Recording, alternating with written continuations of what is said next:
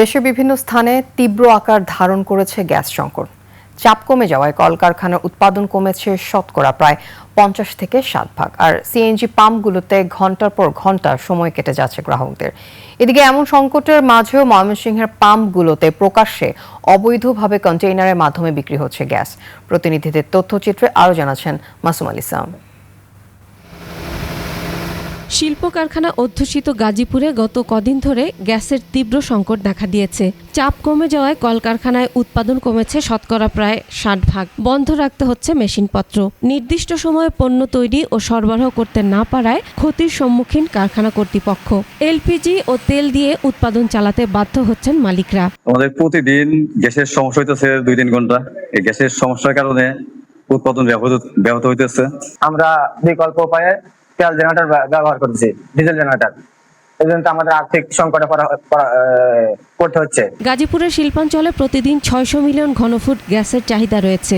এখানে 872টি শিল্প সংযোগ, ক্যাপটিভ সংযোগ 550টি শিল্প প্রতিষ্ঠান, সিএনজি স্টেশন 34টি এবং আবাসিক সংযোগ রয়েছে 29,000। 4-5 লাইনে দাঁড়াতে 3 ঘন্টা 4 ঘন্টা গ্যাস পাওয়া যাচ্ছে না, লাইনে গ্যাস নাই। যে সমস্ত গাড়ি শুধুই গ্যাসে চলে, ওই সমস্ত গাড়িগুলো রাস্তায় চালানো কঠিন হয়ে যাইতেছে। কয়েকদিনের টানা গ্যাস সংকটের কারণে নরসিংদীতে পরিবহন, বাসাবাড়ি সহ বিরূপ প্রভাব পড়েছে গ্যাস চালিত কলকারখানাগুলোতে। সবচেয়ে বেশি প্রভাব লক্ষ্য করা গেছে পরিবহন খাতে। কোথাও কোথাও ঘন্টার পর ঘন্টা দাঁড়িয়ে থেকেও মিলছে না গ্যাস। ময়মনসিংহ মহানগরীর দিঘারকান্দা, মাছকান্দা সহ ভালুকা উপজেলার বিভিন্ন গ্যাস পাম্পে দীর্ঘ লাইন। এমন সংকটের মাঝে কিছু কিছু পাম্পে অবৈধভাবে কন্টেইনারের মাধ্যমে গ্যাস বিক্রির অভিযোগ উঠেছে। আর এই অবৈধ লেনদেনের কারণে ভোগান্তিতে পড়েছেন গাড়ি চালক সহ সাধারণ মানুষ।